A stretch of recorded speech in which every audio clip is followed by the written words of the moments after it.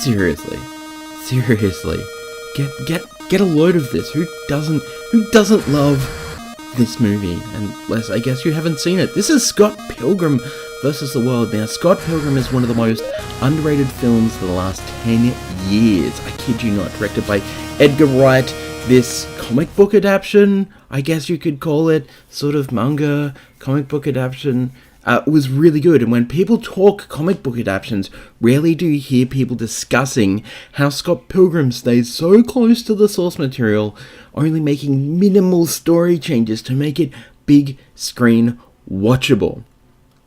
Scott Pilgrim vs. the World is a 2010 action comedy film co-written, produced, and directed by Edgar Wright, based on the graphic novel series Scott Pilgrim by Bryan Lee O'Malley. It stars Michael Cera as Scott Pilgrim. I know Michael Cera, just pretty phenomenal in this, I'm not gonna lie. A slacker musician who must battle the 7 evil exes of his newest girlfriend Ramona for some reason, like, to date her. It's weird. Look, I'm not gonna lie, that story stuff is really weird, because he's got to fight against her evil exes so that they can be together and stuff. Look, just go watch the movie and then come back here and let's go over this deck overview. What are we doing though? We need to discuss what this deck overview actually is. This is Scott Pilgrim vs. the World EDH movie theme deck. You heard me right, so we're theming this towards one of my favourite movies, and we might do this now and again every couple of months, and we'll see how we go. This might be the only one. It depends on how many people like and comment and subscribe, and speaking of such, you should remember to hit the like button, share my content, and talk to me in the comments. Maybe I missed something. Maybe this deck just isn't for you. But the whole thing about this deck is we want to have something that is pretty true to what we want to do for a theme for the movie, which I'll explain, because that's, I know, a bit of a loose context there. But we also want this to be competitive in a 4-player environment. We don't want to build a theme deck that just doesn't do anything, because I could do that, and that would be like Biomancer and Rite of Replications. But we really want to have a deck that's gonna do a lot of weird fun things, or weird gross things. In this case, probably a bit of both for you and maybe not for the table, because Nekusar the Mind Razor, yeah. So Nekusar is all about drawing, redrawing, and the slow, horrible, burning, painful death of your opponents, sort of. Pretty much. Let's face it, that's generally the only reason why people play Nekusar Wheel, right? But also, the wheel effects used to kill are like transporting the cards in your hand to another zone using the subspace highway. Again, one of Scott Pilgrim's special powers and modes of transport is the subspace highway, so we're tying it back into the movie. You see what I did there? That's really good, yeah. We can focus the deck on mainly this aspect. Extra turns and copy effects for our spells, all to symbolize the game like Scott Pilgrim graphic novel slash comic slash manga. I don't know what I want to call it. I keep calling it different things. Main characters. Dude, this thing claims I have mail. It's amazing what we can do with computers So these days. good. I love this movie. Nekusar the Mind Razor as Scott Pilgrim. Scott Pilgrim! Nekusar suits Scott's character well, but maybe not 110%.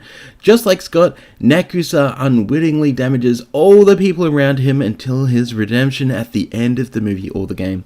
To signify this, we are running a base of Nekusar wheels. Though we want to still be a theme deck, it still needs a way to win. We have, going along with the Scott Pilgrim angle, Revel in Riches.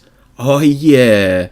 Provides treasure tokens or coins every time we kill an opponent's creature, just like Scott. Every time he defeats one of those evil exes or an opponent, he's showered with coins.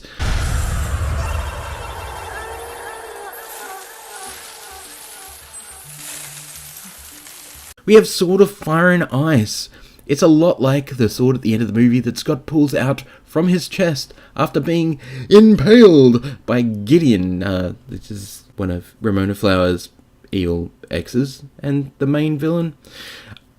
A flaming weapon that he uses to end Gideon.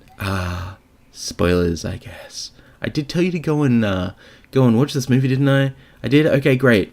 Dream Halls is in the deck. Yes, it is, to signify Scott's first dream about Ramona Flowers, where he falls madly in love with her before he actually even meets her in real life. Speaking of Ramona Flowers, we have Joyra of the Gitu as Ramona Flowers, mostly because the art sort of reflects Ramona's hair change all the time, with like bright, just amazing hair. But also, not unlike Scott, Ramona has access to the subspace. Yeah, the subspace highway, I know, right? And she uses it for travel to deliver Amazon packages. To show this, Joyra can suspend non-land cards from our hand. This also suits the purpose of her job, again, as the Amazon delivery girl. And Joyra's original card does still look like Ramona, so that's a bonus.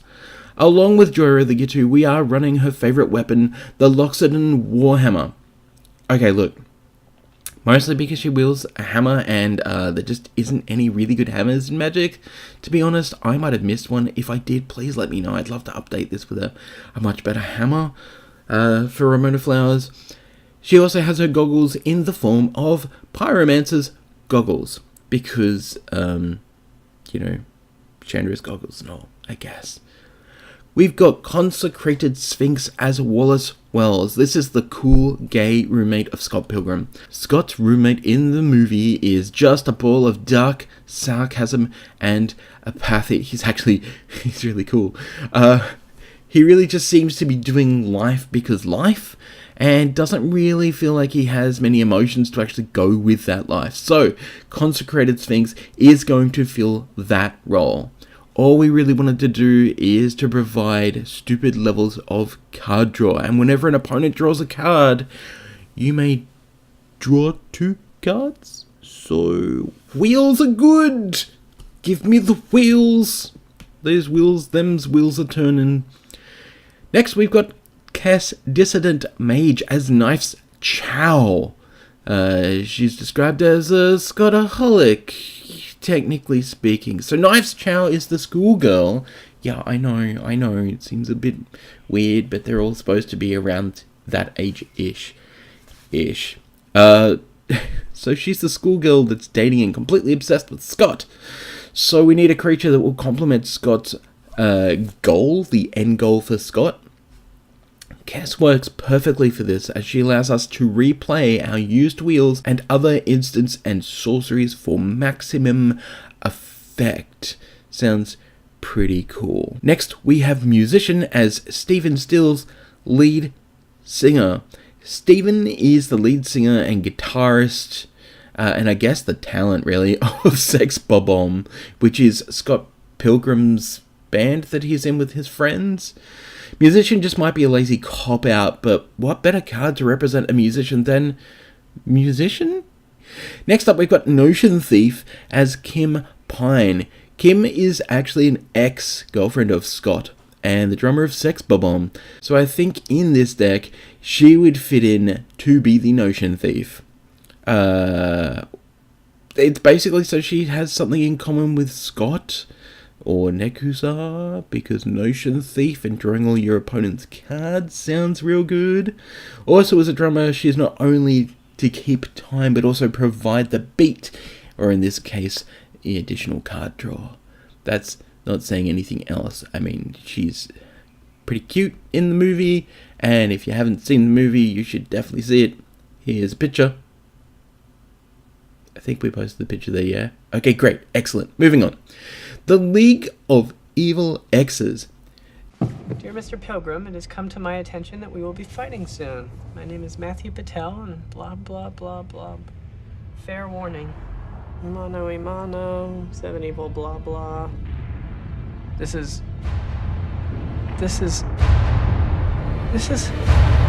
What? This is boring. Delete. First off, we've got the first evil X of 7. This is Niv Mizzet the Firemind as Matthew Pytel. So, flying, and whenever you draw a card, Niv Mizzet the Firemind deals 1 damage to target creature or player, and tap to draw a card. So, extra wheel, extra damage. Sounds real good. Matt is the first of Ramona's evil Exes, and has flight as well as the ability to hurl fireballs, not unlike Niv Mizzet the Firemind, who has flight and, I guess, slings 1 point of damage to any target when we draw a card.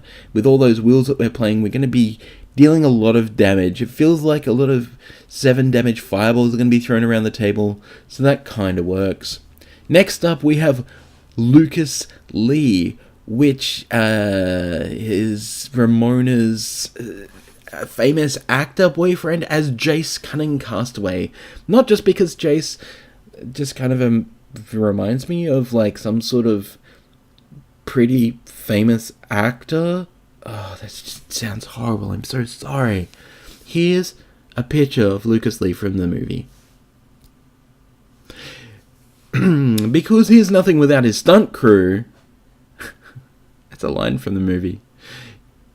Jace's +1 nets us card draw and still helps us to kill the table.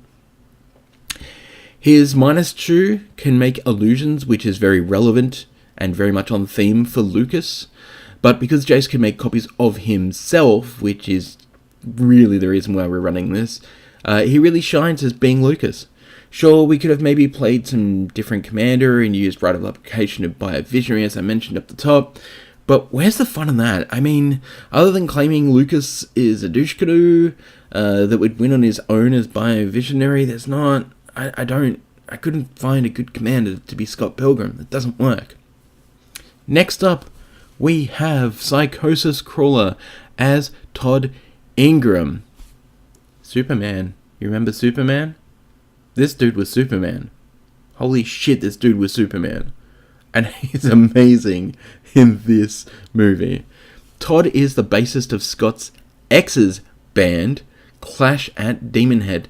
And also a vegan. Yeah, the type of vegan that wants everyone to know just how vegan he is. He's arrogant, he's narcissistic, he's uncaring, and he's also a pathological liar. Yeah, that sounds like Psychosis Crawler to me. Gross and uncaring, dealing damage indiscriminately to the table at large. Psychosis Crawler, you just gross. So, yeah, whenever you draw a card, each opponent loses 1 life, plus Psychosis Crawler has power and toughness, each equal to the number of cards in your hand. Makes lots of sense. Yuriko the Tiger Shadow as Roxy Richter. So, Roxy is Ramona's 4th evil ex and her former college roommate. I know they don't really explain that in the movie that much. They just say that they kind of dated, and Roxy's kind of a bit of a emo goth. She's not a goth, but I guess she's emo because of the blonde hair. I don't know, but I'm gonna go with that. She's a half ninja, or Kanoishi, I believe the word is supposed to be, and an accomplished fine artist who taught Ramona much of what she knows of her ninja abilities and the subspace. We need a ninja here, and I feel like Yuriko's ability, though limited in this deck, is still an amazing ability to have. Plus, uses the subspace by using ninjutsu. How about that? Next up, we have the Dragon Style twins as Kyle and Ken Katayanagi. I hope I said that right, but you know what? It sounded right. In Scott Pilgrim vs. the World, the twins summon a giant EDM dragon to battle against Scott and Sex Bob on his band. So it's fitting that we use Dragon Style twins. Get a dragon, it's twin dragons, Dragon Style twins, twin dragons. Yeah, you got it. They also have Prowess, which works with a lot of our instants and sorceries in the deck, so bonus rounds. So the number of spells we play increase how big the dragon actually is. Next up, we have the Locust God as Gideon Graves. Gideon is the one who has kind of set up and set about the League of Evil Exes to try and get Ramona back. He actually has like mind control and some other special abilities that don't really make sense when we're trying to convert it to this, other than if we had a creature that would steal other creatures, but that just didn't seem to fit well enough. So we've got the Lucas God. Gideon thinks he's God and carries himself the same way. Makes sense that a big-time record exec and club owner would not only think that he's God among men, but also act like one. So whenever we draw cards from those wheel effects, we can get an army of 1/1 insects to do our dirty work. Just like every end boss ever. Isn't that great? Alright, well look, that's pretty much the deck for the most part. Let's just have a quick chat about all of them wheels with Nekusar. How many wheels are we playing? We're playing Commit to Memory, Fateful Showdown, Jace's Archivist. Pretty cool. We are playing Time Reversal, Wheel and Deal, Whirlpool Warrior.